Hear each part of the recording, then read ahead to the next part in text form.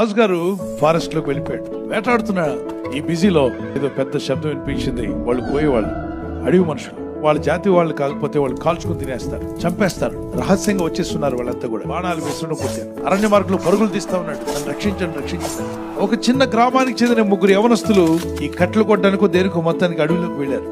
వీళ్ళకి యువరాజు కనబడగానే, రాజా మేము కాపాడుతాం మిమ్మల్ని, ఇదిగో ఈ రహస్య మార్గంలో వెళ్ళిపోదాం అని చెప్పని ఈ ముగ్గురు యవనస్తులు అతన్ని కాపాడుతూ ఊర్లోకి తీసుకెళ్లారు. ఆయన విశ్రాంతి తీసుకున్నాక రాజు, యవనస్తులారా, మీరు చాలా చక్కగా పోరాడి సాహసం చేసి చనిపోకుండా సురక్షితంగా కాపాడారు. కాపాడినందుకు మీకేం కావాలో కోరుకోండి, నేను మీకు ఇస్తాను. మొదటి వాడు అటు ఇటు చూసి, సార్ నాకు ఉద్యోగం లేదు సార్, నాకు జాబ్ లేదు, నా ఇంటిని పోషించుకోలేకపోతున్నాను, మా పేరెంట్స్ కి సాయం చేయాలనుకుంటాను. రాజు అడుగుతాడు, ఇంతేనా నాన్న, ఈ కోరిక తీర్చేశాను. మంత్రి వైపు చూశాడు, ఈ రోజే వాడిని చేర్చుకోండి, అతను నా సైనికుడిగా ఉండబోతున్నాడు, బాడీ గార్డ్ గా ఉంటాడు అని చెప్పాడు. ఉద్యోగం వచ్చిందా? వచ్చేసింది. రెండో వాడిని, నీ కోరిక అంటూ కోరుకో, నువ్వు కోరుకున్నట్టుగా ఇస్తానని చెప్పట్టే రెండో వాడు అటు ఇటు చూసి సిగ్గుపడుతూ తల ఉంచుకుంటే, సార్ ఒక అమ్మాయిని ప్రేమించాను సార్, ఆ అమ్మాయిని ఇచ్చి నాకు పెళ్లి చేయండి సార్, ఇంకేమవుతుంది సార్ నా జీవితంలో అని చెప్పాను. అయితే మంత్రి గారు, మీరు వెళ్ళి అమ్మాయి పేరెంట్స్ తో ఏదో విధంగా వీడికిచ్చి పెళ్లి చేయండి.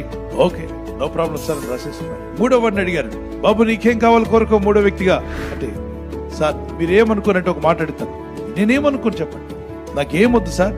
అదేంటి ఏమొద్దు అంటున్నావు?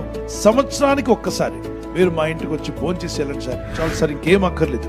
అదేంటి నీకు పెళ్లి కానీ ఉద్యోగం కానీ అవేం అక్కర్లేదు సార్, మీరు మా ఇంటికి వస్తే చాలు. మంత్రి గారితో రాజుగారు ఆజ్ఞాపించారు, వాడి కోరిన కోరిక నేను వాడి ఇంటికి వెళ్ళి భోజనం చేయాలట, వెళ్ళి అన్ని అరేంజ్మెంట్ చేయాలి. మంత్రి గారు కొంతమంది అధికారులకు చెప్పగా అరణ్యంలో ఉంటున్న గ్రామానికి వెళ్ళారు. వెళ్ళి చూస్తే సరైన రోడ్డు ఉందా? లేదు. సరైన మార్గం ఉందా? లేదు. ఇంటికి వెళ్ళి చూస్తే పూరిపాక, రాజుగారు వచ్చి కూర్చునే పరిస్థితి లేదు. ఆ వివరాలన్నీ పెద్ద మంత్రికి పంపిస్తే మంత్రి అంటాడు, అలా అయితే రాజుగారు ఖచ్చితంగా వచ్చి ఫోన్ చేస్తానని కనుక రాజాజ్ఞ ప్రకారంగా వాడి ఇల్లు మార్చేయండి, కొత్త ఇల్లు కట్టండి. వాడి ఇంటికి వెళ్లే ముందు రోడ్డు ఏర్పాటు చేయండి. రోడ్డు ఏర్పాటు అయిపోయింది.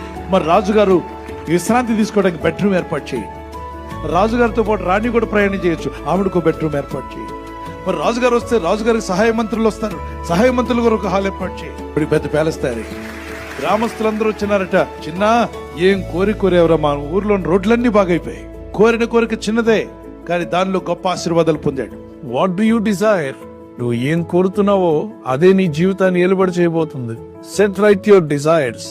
ఈ రోజు మనం కోరుకోవాల్సింది ఎవరినంటే, ప్రభు నాకు ఉద్యోగం ఇస్తే చాలు, ప్రభు నాకు వివాహం చేస్తే చాలు, ప్రభు నాకు అది ఇది కాకుండా నీవు కోరాల్సింది, తండ్రి నీవు ఉంటే చాలు, యేసయ్య నీవు ఉంటే చాలు, నీవు నాలో ఉంటే చాలు, యేసు నీవు నా గృహంలోకి రా, నా హృదయంలోకి రా.